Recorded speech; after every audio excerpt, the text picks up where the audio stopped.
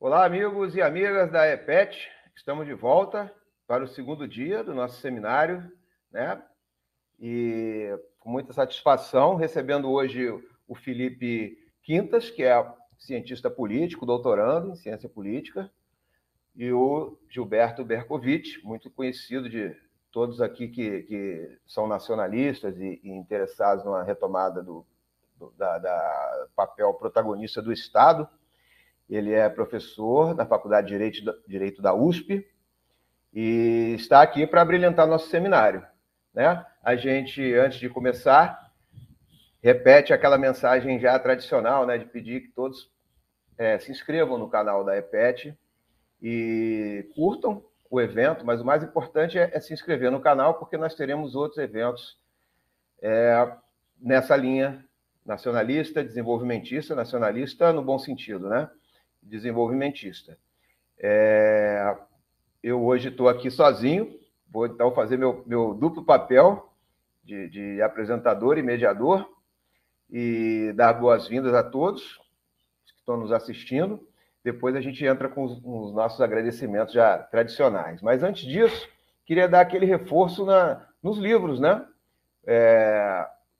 Primeiro, o da EPET, 60 anos, que nós lutamos aí, toda a EPET, todas as pessoas que passaram por aqui, figuras ilustres, não só da Petrobras, como da vida nacional, passaram pela EPET. E ainda hoje temos aí o prazer de estar convivendo com muitas dessas pessoas, né? Esse livro, 60 anos da EPET, tem a imagem, Reinaldo, para a gente dar uma ilustrada aqui na nossa palavra. Bom, está vindo a imagem aí. Temos também... está chegando.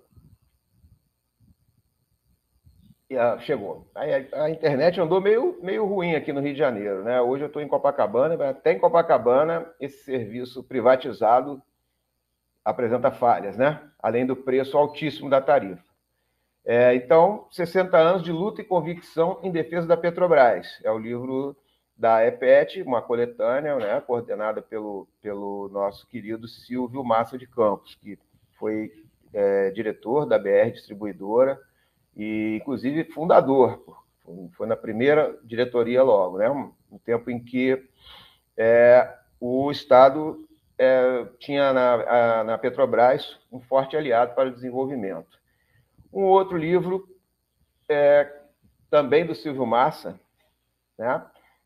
Vamos lá, A Desconstrução da Petrobras. Vamos chegar com a capa dele aí. Esse vai vir, vamos falar desse também, né, Gilberto?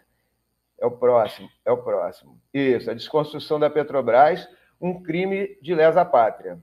É onde o Silvio relata com riqueza de detalhes, né, todo esse processo que está levando a Petrobras a se tornar uma mera empresa exploradora de petróleo, quando ela tem um papel que todos nós sabemos aqui, que estamos ligados aqui na retomada, na reconquista do papel da Petrobras no desenvolvimento do Brasil. Ontem até o Gustavo Galvão fez uma bela exposição sobre a importância da Petrobras em diversos aspectos, até militar, e colocou muito bem que o combustível faz parte da infraestrutura. Um país que não provê o seu mercado interno de combustíveis, ele realmente está na mão de potências estrangeiras. Eu acredito que seja nessa direção que o Felipe Quintas vai falar, né, Felipe? Ele vai um pouco mais além do petróleo, que é a questão da energia, mas a Petrobras é uma empresa de energia. Então, vamos para o próximo livro, que aí, no caso, é o do Cláudio, né, que é a Segunda Privataria.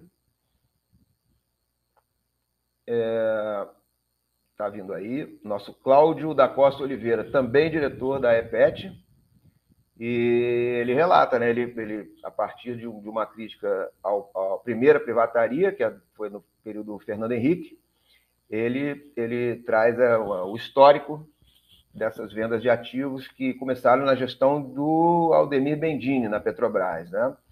E que esse processo foi aprofundado e agravado a partir do governo Temer. Então, depois do Felipe, o Gilberto Bercovitch vai falar. E o tema da palestra dele é exatamente o nome do livro dele, que nós vamos... Vai chegar a imagem aí. Opa, exatamente. Nacionalização, necessidade e possibilidades. Que ele tem como coautor o Zé Augusto Fontoura Costa. Então, sem mais delongas, vou chamar o Felipe Quintas e agradecer novamente a presença dele. E seja bem-vindo. Boa tarde, Rogério. Boa tarde, Gilberto. Boa tarde a todos que nos assistem. É uma honra e um prazer estar no evento de celebração dos 60 anos da EPET, uma associação fundamental e estratégica para o Brasil, na medida em que ela não se limita a defender os interesses corporativos da categoria de engenheiros da Petrobras, como alguns desinformados podem intuir a partir do nome da associação. Muito pelo contrário, a EPET, ao longo de toda a sua história, colocou-se em defesa da nação brasileira, da soberania nacional e da Petrobras como instrumento-chave para a soberania e o desenvolvimento do país. A EPET é uma das mais importantes organizações nacionalistas do Brasil desde a sua fundação. São 60 anos, de fato, de luta pelo Brasil e luta pela Petrobras. Lutando pela Petrobras, lutou também pelo Brasil, uma vez que não se pode conceber o Brasil como um país para 212 milhões de habitantes, que é a sua população atual, sem conceber um papel estratégico, um papel fundamental da Petrobras na construção nacional. É justamente isso o que a EPET propõe há 60 anos, e muito me lisonjeia estar aqui no evento de 60 anos dessa grande instituição. Perfeito, Felipe. Então, agora a gente vai ter a sua palestra, né? Que tem como tema Brasil soberano é Brasil energético. Por favor. Exatamente. Vamos começar por uma definição física. Definição do ciclo escolar básico. O que define a energia? A energia se define pela capacidade de realizar trabalho. Essa é a definição física da energia. E trabalho, o que é? Trabalho é energia aplicada, sim, mas trabalho é a matriz da riqueza nacional. Isso entendido lá pelos clássicos da economia, Adam Smith, Davi Ricardo, Karl Marx, o trabalho como sendo a base da construção da riqueza coletiva. Adam Smith, no seu livro A Riqueza das Nações, entendia o trabalho como a base da riqueza das nações e a complexificação do trabalho aumentando essa riqueza. Ou seja, Adam Smith não estava falando só de economia, ele estava falando de física, estava falando de energia. Então, e isso aí vem um ponto muito importante que podemos extrair daí, que é o caráter político da energia. Nós já demos a definição física, mas existe um enquadramento político dessa realidade física que é a energia. Porque quem controla a energia de um país controla o processo de desenvolvimento, controla a estrutura material do país. Ou seja, quem controla a energia de um país controla esse país de fato, controla toda a sua dinâmica econômica, toda a sua dinâmica social, toda a sua dinâmica material. Daí a importância do Estado atuar de forma firme, de forma estratégica na questão energética, porque o Estado, sendo a sociedade organizada na forma de poder, sendo a representação institucional da nação, é o único que tem o direito legítimo a coordenar os processos energéticos de um país. Porque quando se privatiza a energia, quando a energia passa a estar sob controle de grupos privados, Esses grupos privados passam a comandar o país. Então, o país perde a sua soberania de fato. Quando países estrangeiros controlam a energia de um país, está controlando toda a estrutura material desse país. Então, um país que não tem o Estado como coordenador e regulador estratégico da sua energia não pode ser considerado um país soberano, de fato.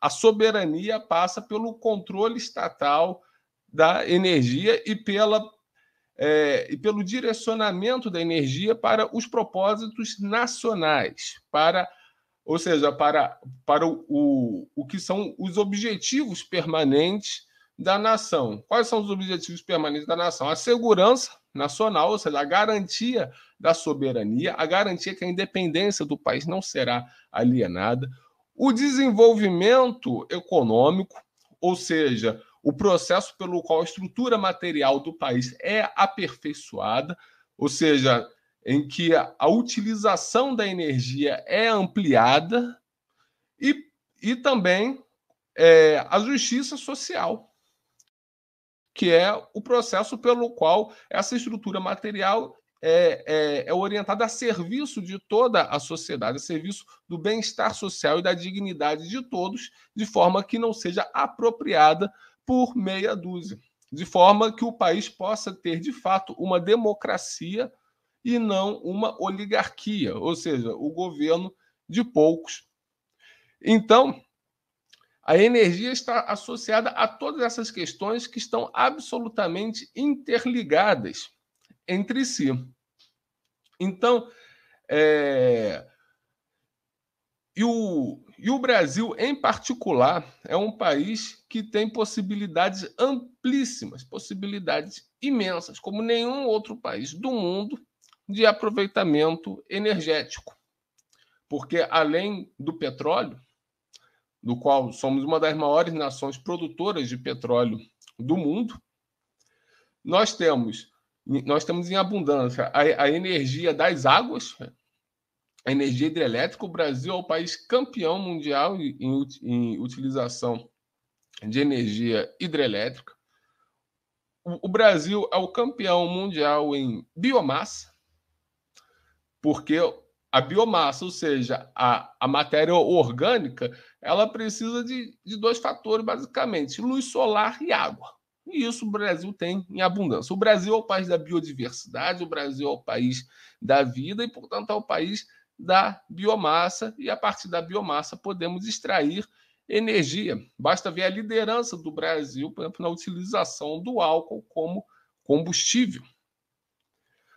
O Brasil tem em abundância a energia solar, a energia eólica, a energia das marés, enfim, tudo quanto é energia, o Brasil tem em abundância. A energia nuclear, o Brasil tem imensas jazidas de urânio. O Brasil dispõe de um parque tecnológico nuclear bastante considerável. Então, o Brasil é, em essência, um país energético. É o país mais energético do mundo. Então, o país já tem a base física para a edificação do seu desenvolvimento. E o que é que precisa para tanto? Precisa de uma coordenação política através do Estado para que essa energia esteja colocada estrategicamente a serviço da nação. E aí é que vem os instrumentos políticos para tanto, da qual a Petrobras é um dos principais instrumentos políticos que o Brasil dispõe.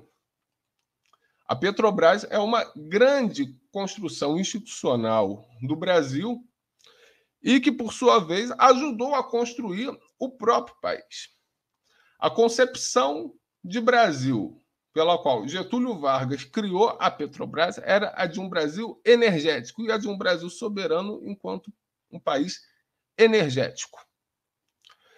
Foram dois os presidentes que mais tiveram a compreensão do Brasil como país energético. Getúlio Vargas, ao decretar o monopólio estatal sobre o petróleo e a organização do petróleo a serviço do país pelo Conselho Nacional do Petróleo, dirigido pelo grande general nacionalista Júlio Caetano Horta Barbosa, o que culminou com a criação da Petrobras em 3 de outubro de 1953.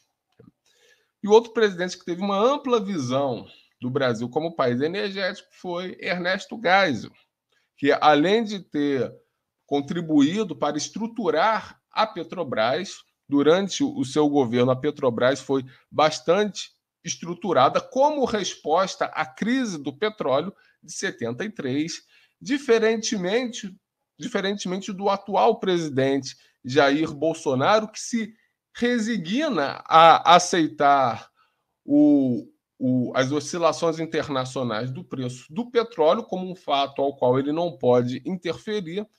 O governo Ernesto Geisel, perante a crise do petróleo, uma crise muito mais intensa e muito mais dramática do que a que nós vivemos hoje, resolveu arregaçar as mangas e utilizar a Petrobras como instrumento de proteção dos interesses nacionais.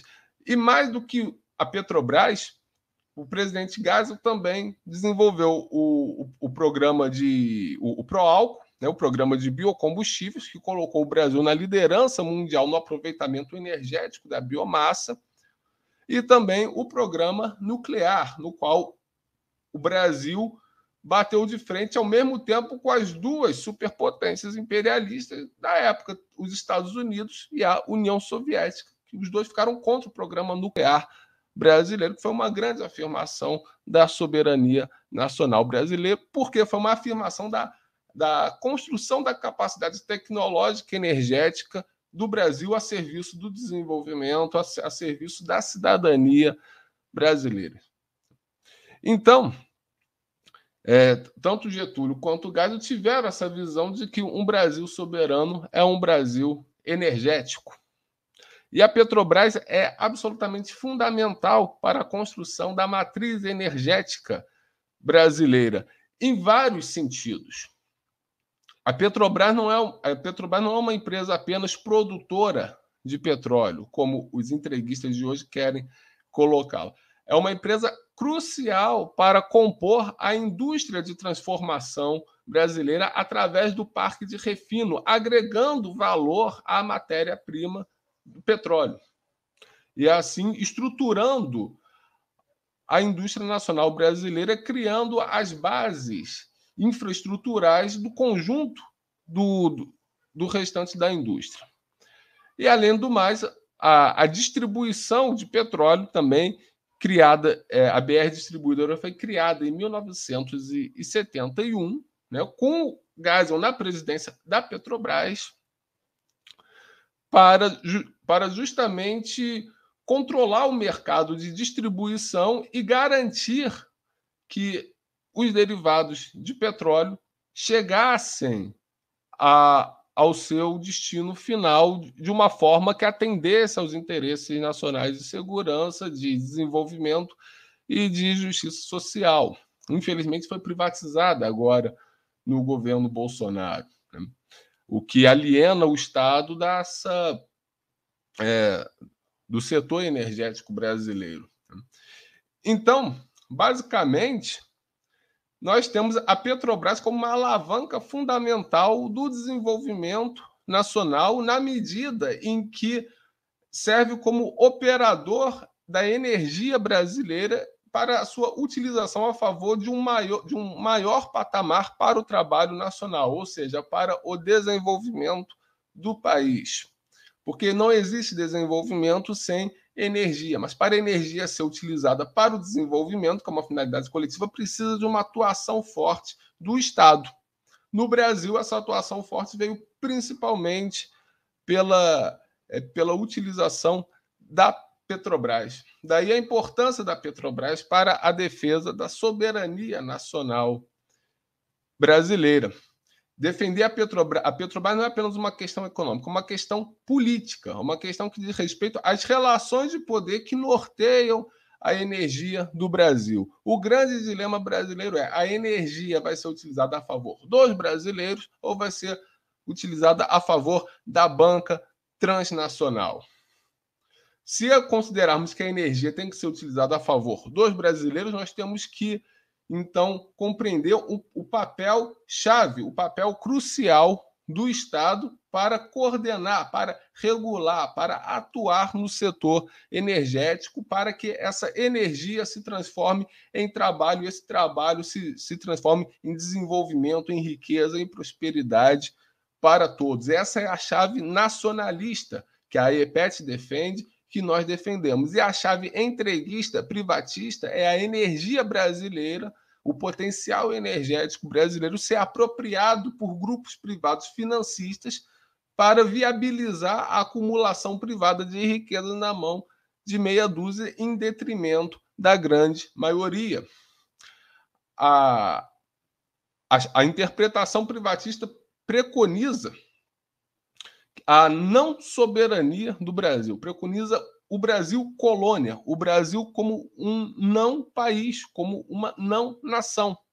Porque um país que não controla a sua energia não tem como controlar absolutamente mais nada no que diz respeito à sua estruturação material e social.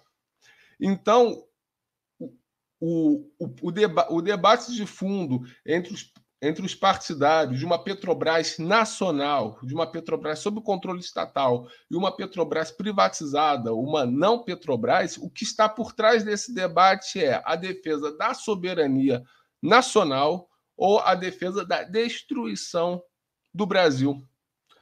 E por trás ainda dessa questão de soberania nacional ou destruição do Brasil está a questão energética, de para quem será utilizada a energia brasileira, a favor dos brasileiros, como defendem os nacionalistas, como defendem os defensores da Petrobras, ou a favor de Wall Street, da City e dos corsários transnacionais que saqueiam e pilham as nações. Então, o debate sobre a Petrobras não é um debate econômico, é um debate político, na medida que diz respeito à organização das relações de poder numa sociedade, isso é a política, e é um debate geopolítico também, porque a geopolítica sendo a aplicação da política aos espaços geográficos, então a matriz energética brasileira, que diz respeito aos espaços geográficos brasileiros, porque o pré-sal faz parte do nosso espaço geográfico, os cursos d'água fazem parte do nosso espaço geográfico, as jazidas de urânio fazem parte do nosso espaço geográfico, a biomassa faz parte do nosso espaço geográfico. Né? Então, o que está em jogo é ou a geopolítica nação, a geopolítica nacionalista, a geopolítica da nação brasileira, que defende a utilização dessas fontes de energia pelo Estado a favor da nação, ou a geopolítica entreguista, imperialista da banca transnacional, que pretende expoliar os recursos naturais dos demais países em favor apenas da acumulação capitalista nos grandes centros usurários e especuladores do mundo. Ou seja, então vemos que a discussão é muito complexa e o que está em jogo é a própria existência do Brasil como nação. De um Brasil não apenas econômico, porque nada na vida é apenas econômico, né? Tudo tem, muitas coisas têm um lado econômico, naturalmente, mas junto com o lado econômico tem outros lados também, né? Como dizia Darcy Ribeiro, o ser humano não foi feito apenas para dar lucro, o ser humano foi feito para viver, para ter dignidade, para brincar, para se reproduzir, enfim, para ser um ser humano no sentido pleno da palavra. Só quem pode garantir essa dignidade é a cidadania. O que é a cidadania? A cidadania é um estatuto de pertencimento do indivíduo a um corpo político. Ou seja, só existe cidadania quando existe a soberania nacional, quando o país é politicamente independente. E para que nós brasileiros sejamos politicamente independentes, para que nós brasileiros sejamos cidadãos e, como tal, possamos desfrutar da nossa plenitude humana, possamos ter o poder político atuando a favor da garantia da nossa plenitude humana, nós precisamos da soberania nacional. E a soberania nacional só pode ser garantida pelo controle nacional e sob coordenação estatal dos recursos naturais e dos recursos energéticos do país, para que a energia, de fato, sirva como a mola propulsora do trabalho, da geração de riquezas, para que sejam os brasileiros, para que seja o Brasil o dono do seu próprio processo de desenvolvimento, para que o Brasil dite os seus próprios ritmos, os seus próprios fluxos de produção e distribuição de riqueza, para que o Brasil seja economicamente soberano e, portanto, seja soberano no sentido pleno da palavra, para que ele tenha soberania sobre os seus recursos naturais e, portanto, seja dono do seu próprio nariz. E sendo dono do seu próprio nariz, ou seja, sendo dono das suas fontes energéticas, do seu potencial energético, possa definir qual o destino que ele quer para si. Ou seja, a soberania nacional sobre os recursos energéticos diz respeito às possibilidades do Brasil definir qual futuro ele quer para si. O que é que o Brasil quer ser? Ou seja, a capacidade do Brasil definir o seu próprio futuro, do Brasil definir o seu próprio futuro de forma que o futuro brasileiro não seja definido pelos outros, mas apenas pelo Brasil.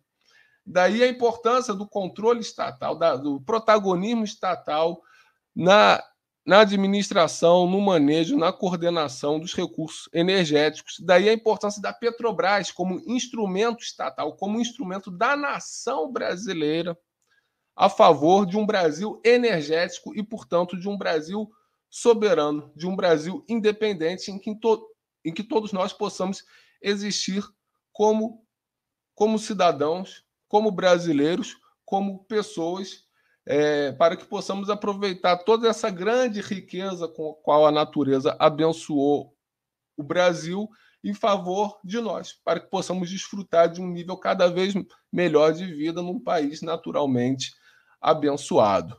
Sem Petrobras não há soberania nacional brasileira. Sem Petrobras não há o controle nacional sobre a energia brasileira.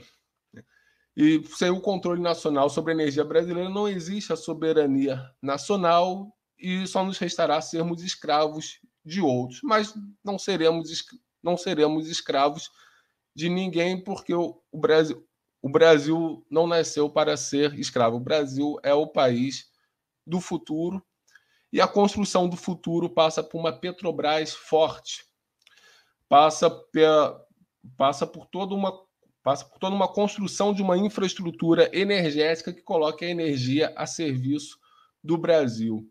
O Brasil, como país do futuro, é um Brasil energético e, como tal, um país soberano.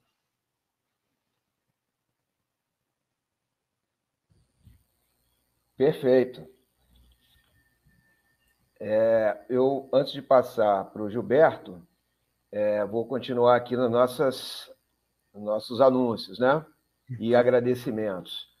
A começar da Carmela Laviano, do Reinaldo Rocha e do Alex Prado. O Alex da equipe de comunicação, o Reinaldo é o editor de vídeo, está nos dando suporte aí nessa transmissão, e a Carmela na divulgação. Sem eles, a gente não teria chegado até aqui. E também das pessoas e instituições que ajudaram a divulgar esse evento. Eu citei os outros livros mais cedo, faltou dizer o do Gustavo, né, que fez uma palestra ótima ontem sobre o desenvolvimento, e a gente está aqui com a imagem do livro, Finanças Funcionais e a Teoria da Moeda Moderna. Esse é um assunto bastante delicado, porque gera muita polêmica, mas uma coisa eu acho que une todos os setores progressistas, né, é que a austeridade do sistema financeiro não interessa para o desenvolvimento do Brasil, né? Também precisamos divulgar aqui, reiterar, desde ontem nós estamos batendo nessa tecla, que é o manifesto público que a Repete assina, junto com outras instituições parceiras, como a ABI, o Conselho Federal de Economia, o Clube de Engenharia, eu estou aqui procurando o manifesto que estava na minha tela.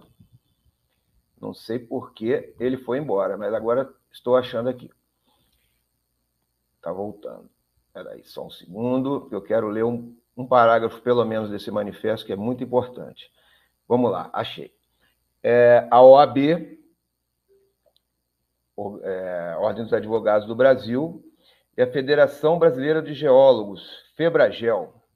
E essas entidades aí, junto com a EPET, elas, nesse manifesto, elas enfatizam a necessidade de uma CPI dentro dos limites da Constituição Federal, né, mas uma intervenção no que está acontecendo com a Petrobras. A gente está vendo aí, a maioria das pessoas não está vendo porque a mídia não divulga isso da maneira como correta, né? Está havendo uma verdadeira liquidação de ativos da Petrobras sob uma justificativa sem o menor fundamento de que isso seria necessário para equacionar o endividamento da empresa. A Petrobras, ela se endividou, como todo mundo faz, para ir atrás do pré-sal, né? Primeiro e depois para explorá-lo. E os custos dessa produção vêm caindo vertiginosamente. Então, não há nenhum motivo para dizer que o endividamento da Petrobras estaria fora de controle ou coisa do tipo. Então, essas entidades parceiras, vou até repetir aqui, além da EPET, né? O Clube de Engenharia, Associação Brasileira de Imprensa, ABI, Ordem dos Advogados do Brasil, Federação Brasileira dos Geólogos, FEBRAGEL, e o Conselho Federal de Economia, né? Eles se manifestam contra a política de preço da Petrobras atual, que está vinculada à chamada PPI, né, que é a paridade de preço com o mercado internacional, que não há necessidade nenhuma disso. O Brasil é autossuficiente em petróleo e tem capacidade de refino para praticar os seus preços de maneira soberana. E contra a venda de ativos, ok? Então, vou chamar aqui o nosso amigo Gilberto, agradecendo muito Gilberto Bercovitch. Ele, assim como a Beatriz ontem, driblou aí a gripe para poder colaborar conosco, o Gilberto também está aqui num esforço patriótico e também o laço que une a EPET, que é um laço muito sólido. Boa tarde, Gilberto. Boa tarde, Rogério. Boa tarde, Felipe. Boa tarde a todos os amigos da EPET. É um grande prazer, é uma honra poder estar aqui nessa comemoração dos 60 anos da EPET, da Associação dos Engenheiros da Petrobras, a quem eu agradeço imensamente o convite, as pessoas do Pedro Pinho, que é o presidente, do querido amigo Felipe Coutinho, que agora é o vice-presidente, foi o presidente anterior. Então, eu tenho grandes amigos aí na EPET, temos todos lutado juntos em prol de um Brasil soberano, em prol de uma Petrobras que efetivamente atue de acordo com os interesses do povo. E acho que para deixar claras as coisas para os nossos ouvintes, nossos espectadores, sobre a questão da importância da Petrobras, do desmonte pelo qual ela passou e como eventualmente superar isso, acho que a gente tem que voltar um pouco, contar um pouco a história do petróleo no Brasil e da Petrobras, para a gente poder entender a questão jurídica e política que está por trás e que pode facilitar ou atrapalhar a nossa luta aqui nesse momento. Em primeiro lugar, acho que, petróleo no Brasil é uma questão que vai surgir só na década de 30 do século XX. Antes, praticamente não se falava em petróleo no Brasil, não se tinha nem... se imaginava que se poderia ter petróleo no Brasil, mas não se tinha nem certeza, enfim. A grande questão no Brasil era a questão da exploração dos minérios, né? O Felipe falou da questão energética, né? A grande questão era a exploração dos minérios, particularmente o ferro, mas não só, né? E aí tem uma discussão que vem de muito tempo, são os regimes de exploração das riquezas minerais e depois do petróleo. Para fazer um resumo, só existem basicamente 2 regimes no mundo de exploração de recursos minerais em geral.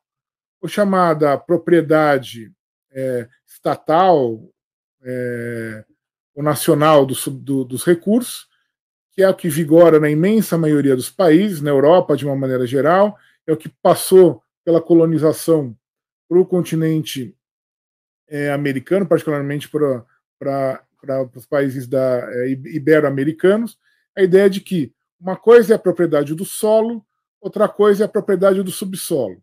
O solo pode ser propriedade privada, o subsolo pertence à nação, ou à coroa, ou ao Estado, seja a quem fizer as vezes aí representante da entidade política. E existe um outro regime de exploração que se chama que é o regime de accessão. É o regime em que o proprietário do solo também é proprietário do subsolo, um regime privatista, e que vigora basicamente em um lugar do mundo, Estados Unidos, por uma série de razões históricas, obviamente a partir do final do século XIX, com uma série de limitações e restrições, não é mais bem assim, mas em tese é um regime em que quem é o proprietário do solo é o proprietário do subsolo. O que aconteceu no Brasil? O Brasil, quando a independência, manteve a tradição portuguesa, que era a tradição europeia, da propriedade do subsolo ser do Estado, que foi mantido no Império. Quando é proclamada a República, e vem a Constituição de 1691, se muda o regime. E por pressão americana, influência americana, assim como o México aconteceu a mesma coisa no final do século XIX, se institui no Brasil o regime da accessão, ou seja, quem era proprietário do solo também era proprietário do subsolo. Então, o sujeito comprava a terra, se tivesse uma jazida de ferro, de manganês, ou uma jazida de petróleo, enfim, qualquer coisa, tivesse no subsolo, seria dele também, e para explorar, teria que ter autorização dele, ou ele próprio poderia explorar, enfim. Isso fez com que no Brasil ocorresse até uma corrida a terras, na época da Primeira Guerra Mundial, quando se chama a atenção para a questão do aço, né, do ferro, do aço, do petróleo, particularmente em Minas Gerais, na região de Itabira, né, onde tinha uma grande jazida de ferro, né, que vai ser disputada nesse período. Pois bem, nesse regime privado de propriedade do subsolo, praticamente ele empacou a exploração, seja mineral, e de petróleo nem se fala, não existia nenhuma grande. Não se falava em petróleo no Brasil naquela época. Embora se começasse já a falar em petróleo na Argentina, e tinha, obviamente, petróleo no México e na Venezuela. O que vai acontecer no Brasil? Com a Revolução de 30, com a chegada de Getúlio Vargas ao poder, vai se mudar de novo o modelo de exploração. E o Getúlio, entre outras coisas, entre várias coisas que o Getúlio vai fazer, o Getúlio vai tomar uma decisão que é talvez uma das mais importantes da nossa história, que vai ser a da nacionalização do subsolo. O Getúlio faz isso com o Código de Minas de 1934, ainda no finalzinho do período do governo provisório. Então, aquele modelo de que era o privado, o proprietário do solo e do subsolo, vai ser substituído no Brasil pelo modelo em que uma coisa é a propriedade do solo, outra coisa é a propriedade do subsolo. Por que eu estou falando tudo isso? Porque até esse momento, até a nacionalização do subsolo, não havia nenhuma menção à exploração de petróleo no Brasil. Ou seja, nunca o setor privado, a iniciativa privada, descobriu ou explorou o petróleo no Brasil. Aí vocês vão falar, mas tem a história do Monteiro Lobato, que vai escrever o livro do petróleo. E o Monteiro Lobato, e aí umas coisas têm que ficar claras. O Monteiro Lobato tinha uma proposta de fazer companhias privadas de petróleo. Ele, inclusive, chegou a investir em uma. E a briga toda dele com o governo Vargas, entre outras coisas, é porque o Código de Minas e depois a legislação que vai ser elaborada pelo Getúlio já no Estado Novo, praticamente proibia a exploração privada de petróleo no Brasil. Para ainda reforçar essa questão, e o petróleo se torna uma questão eminentemente estratégica com a aproximação da guerra, os militares começam a se preocupar também com a questão do petróleo, do abastecimento, enfim. o Getúlio baixa alguns decretos, vai criar o Conselho Nacional do Petróleo, como já mencionou o Felipe, vai ser presidido e coordenado pelo grande general Horta Barbosa, e vai expressamente dizer que todas as jazidas de petróleo e gás natural no Brasil são de domínio público, e que não reconhece, nem tinha por que reconhecer, porque não existia nenhum registro, nenhum domínio privado nesse setor. Isso tem que ficar claro, no Brasil nunca houve, até os anos 90, exploração privada de petróleo. O Brasil vai tentar ver alguns modelos, vai ter alguns exemplos de modelo de exploração de petróleo nesse período. Tinha na América Latina duas grandes experiências. A questão da experiência argentina, do final dos anos 20, do general Mosconi, que vai criar a YPF, a Yaceamentos Petrolíferos Fiscais, que é a primeira empresa estatal de petróleo do mundo, mas que nunca vai ter o monopólio total do setor, e a experiência do México. Um detalhe só da experiência argentina, o general Horta Barbosa conheceu o general Mosconi, chegou a entrar em contato e trocar ideias com o general Mosconi, e o general Mosconi sempre faz algo que é importante para a gente relembrar hoje. Assim, o importante na indústria do petróleo, além, obviamente, tem a pesquisa, a exploração, mas o setor fundamental de refino.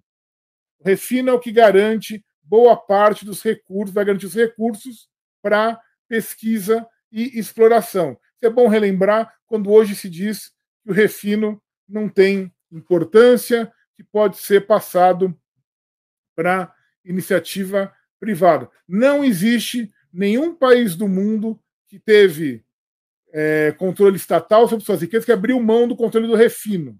A França, também toda a lógica da exploração estatal de petróleo foi baseada na ideia do refino. Só para a gente lembrar da importância do refino.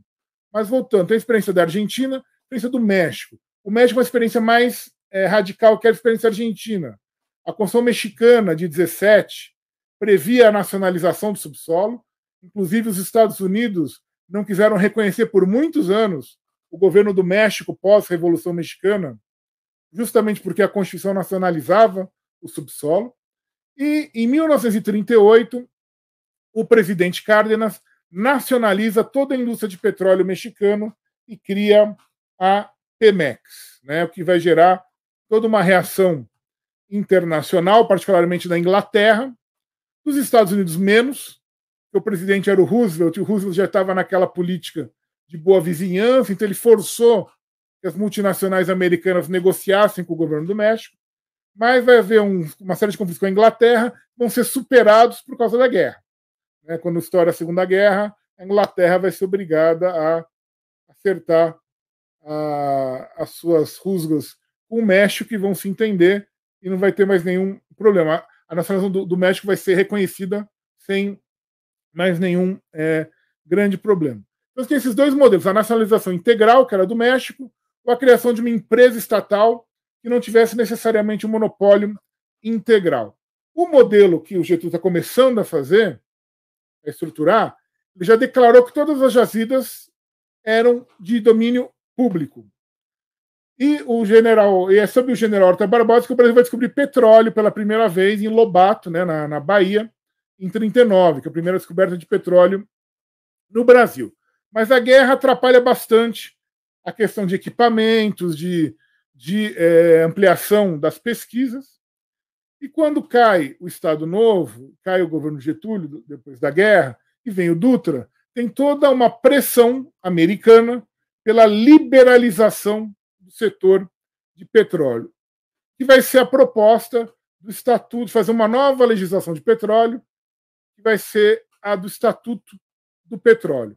E é reagindo ao Estatuto do Petróleo que vai se organizar no Brasil a maior campanha popular da nossa história sobre um tema de soberania econômica, que é a campanha do Petróleo é Nosso, em que setores da sociedade, dos estudantes, dos militares, dos jornalistas, dos profissionais liberais, dos engenheiros, de todos os setores, vão se organizar para defender que o Brasil tivesse controle sobre o seu petróleo, que até então era incipiente, era muito pouco, tinha muito poucas reservas, muito pouca descoberta, muito pouca exploração.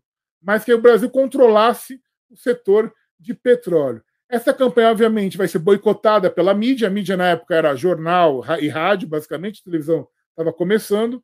Vai sofrer combate de todos os lados, mas vai prevalecer. Isso é importante.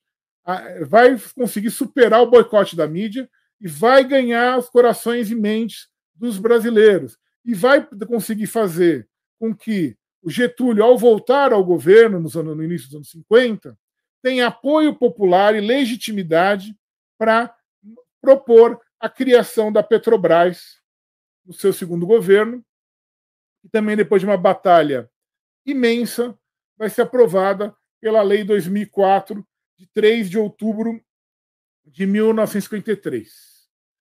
Quando é criada a Petrobras e o monopólio integral do petróleo no Brasil, com exceção do setor da distribuição. Ou seja, a partir de agora, antes era o Conselho Nacional do Petróleo, a partir de 53 vai ser a Petrobras quem vai executar a política nacional de petróleo, a política de abastecimento, que vai ser a responsável pela garantia desse setor da soberania nacional. A Petrobras é tão importante desde o início que, por exemplo, ela é instaurada ainda no comecinho dos anos 50, e ela já vai ter um papel central na segunda metade dos anos 50, por exemplo, no plano de metas do Juscelino, quando vão ser construídas as refinarias, as principais refinarias até hoje foram construídas nessa época, vai se incentivar a indústria de bens de capital e equipamentos, vai conseguir estruturar um parque de refino no Brasil e vai começar a dar à Petrobras essa estrutura de empresa energética integrada, de instrumento central do desenvolvimento do Brasil. Esse modelo da Petrobras, né, ele vai ser mantido, né, com as suas variando, estimulando mais ou menos a exploração ou a busca por autossuficiência, vai ter a crise do petróleo, vai ter uma série de desafios que a Petrobras vai enfrentar nesses anos, mas vai ser mantida a ideia do monopólio da União sobre o petróleo e a política e os recursos petrolíferos, seus derivados, com exceção da distribuição, e a Petrobras como executora disso, né? A Constituição de 88, ela forma o monopólio do petróleo, ela coloca o monopólio do petróleo na Constituição, ela mantém essa política. Até que, nos anos 90, começa a campanha insidiosa na mídia, em todos os setores, pelo fim, né, do monopólio do petróleo, pela privatização, pelo desmonte desse parque produtivo estatal. O que a gente tem que entender, eu vou falar do que aconteceu pós-88, que a Petrobras, não foi a única, é a Petrobras, a Vale do Rio Doce, a Eletrobras, a Telebrás, elas são empresas que estruturaram planejadamente, de maneira organizada, a infraestrutura do país. E que atuaram no país inteiro. Atuaram na Amazônia, no Sul, no Centro-Oeste, no Nordeste, no Sudeste, em todas as regiões do país, estruturando criando a nossa infraestrutura. O que tem de infraestrutura no Brasil foi criado em boa parte por essas empresas estatais, por esse modelo das empresas estatais. Empresas estatais que começam a ser combatidas e criticadas nos anos 90, né? E aí se começa a destruir o modelo. A primeira coisa, no setor mineral, a destruição do modelo vem, no setor mineral totalmente devastado, com a privatização da Vale do Rio Doce em 97. No setor do petróleo, né, você tem, no governo Fernando Henrique, a aprovação de uma emenda à Constituição que flexibiliza o monopólio do petróleo. Isso é importante. Às vezes as pessoas se confundem. O petróleo no Brasil continua a ser monopólio? Sim. O artigo 177 da Constituição é claro, é monopólio da União. Todas as etapas ali da indústria petrolífera, com exceção da distribuição. O que vai mudar? O que o Fernando Henrique vai fazer? Ele vai mudar a redação do artigo e vai dizer que antes o monopólio era explorado apenas diretamente pela União, por meio da Petrobras. Né? A partir da emenda número 6, número 9, de 95, o que vai acontecer é que passa a haver autorização para que essas atividades da indústria do petróleo possam ser exercidas ou diretamente pela União ou por meio de concessão para o setor privado. E é aí que começa toda a confusão e o desmonte. Juridicamente, tem duas coisas que a gente tem que deixar claros ainda. Primeiro, o petróleo, assim como os recursos minerais, continuam sendo bens da União. Pela Constituição, isso é muito claro. Artigo 20 da Constituição. São bens da União, ou seja, são bens públicos. Isso não mudou. O que vai mudar? E aí vem. E as empresas estatais, enfim, a Vale vai ser privatizada, mas a Petrobras e outras que não foram privatizadas ainda, né? Eles querem, mas ainda não foram, né? O que vai acontecer? Elas são sociedades de economia mista. O que é uma sociedade de economia mista? É uma empresa que tem maioria de capital público e pode ter sócios privados. Quando esse modelo foi estruturado no Brasil, nos anos 40, nos anos 50, não tinha nenhum grande problema. Por quê? Porque quem era o sócio privado da sociedade de economia mista no Brasil? Eram outras empresas estatais, porque elas têm natureza jurídica, são empresas de direito privado, embora sejam empresas estatais, ou seja, são órgãos do Estado brasileiro. Elas estão vinculadas à administração pública brasileira. Então, o que vai acontecer? Quem que é o sócio privado da Petrobras? Nos anos 50, 60? É a Vale do Rio Doce, é o BNDES, é o Banco do Brasil, é a CSN e assim por diante. Tem poucos sócios privados propriamente ditos. São irrelevantes. O problema vai acontecer que, no final do regime militar, em 1976, quando se aprova a Lei das Sociedades Anônimas, que é a lei que regulamenta as empresas no Brasil, também vai se aprovar a Lei do Mercado de Capitais. Vai se querer criar o mercado de capitais no Brasil. Os militares já tinham tentado nos anos 60, tinha dado errado, vão tentar de novo em 76. E aí, para fazer com que o mercado de capitais funcionasse, como no Brasil, como vocês sabem, as empresas privadas gostam de falar, mas não gostam de fazer, né? Nenhuma empresa privada queria abrir seu capital em bolsa. Porque passa a ter mais controles, passa a ter acionista minoritário, passa a ter um monte de problemas ali na gestão do dia a dia. Eles querem financiamento, eles querem dinheiro, mas não querem sócio novo. Né? Aliás, as gloriosas organizações Globo, né, que tanto defendem o livre mercado e as virtudes do liberalismo, não têm até hoje ação em bolsa. É uma empresa de capital fechado. Se é tão bom a bolsa, se é tão bom o mercado, por que eles não têm? Né? Enfim, mas os empresários não vão querer abrir. Então, o que o governo militar vai fazer? Vai obrigar a sociedades de economia mista a abrirem capital em bolsa. A Petrobras, o Banco do Brasil, a Vale do Rio Doce e assim por diante. Até aí, naquela época, ninguém achou estranho, enfim. Ninguém percebeu a consequência. A consequência é vir agora, no final dos anos 2000. A empresa abre o capital em bolsa, enfim, até aí, tudo bem. A Bolsa de São Paulo até hoje só existe porque é negociado. A grande ação que é negociada nela é a ação da Petrobras. Então, quem quiser levar a sério uma bolsa de valores que é sustentada por uma empresa estatal, leva a sério, não é? Não é um mercado tão poderoso e tão valente? Pois é. Vai acontecer a partir dos anos 90 com o Fernando Henrique. O Fernando Henrique vai flexibilizar o monopólio do petróleo, né? Vai permitir que haja concessão para o setor privado, vai aprovar uma lei inconstitucional, que é a atual lei do petróleo, a Lei 9478 de 97, que, entre várias coisas, praticamente obriga a União a fazer concessão. Ela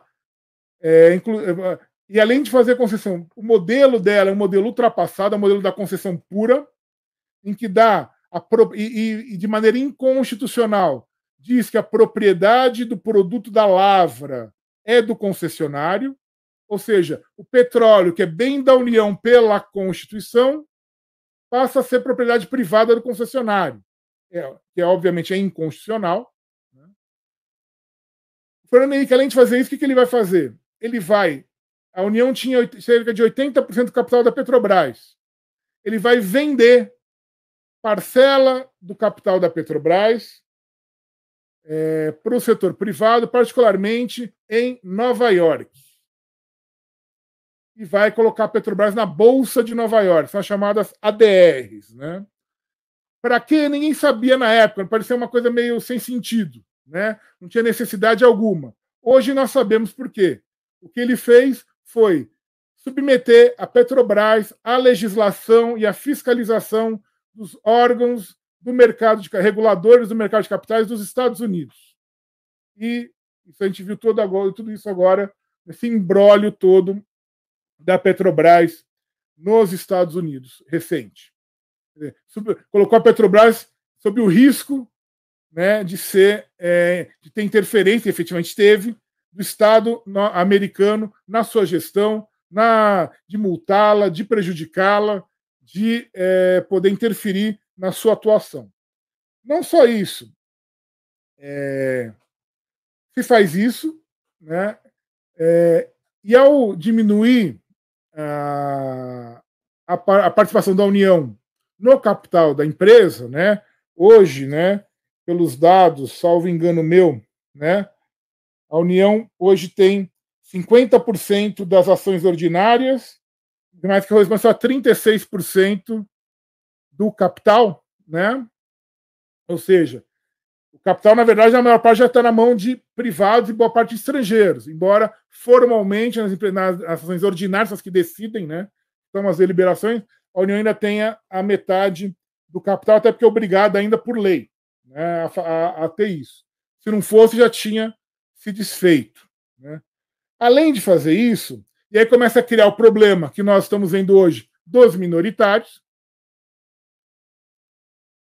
O minoritário que se chama de investidor, não sei do quê, porque ninguém que compra ações da Petrobras é investidor, porque ele não colocou capital na Petrobras.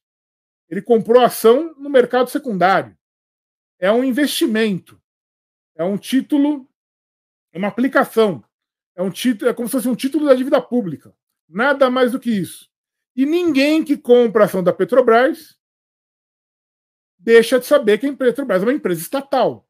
É uma sociedade de economia mista. Todo mundo sabe.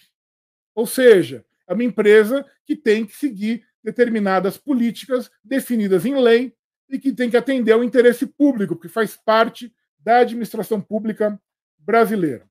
Pois bem, tem esse imbróglio que o Fernando Henrique cria, e vem, em 2006, se anuncia a descoberta do pré-sal. E aí todo mundo já sabe o resto da história, né?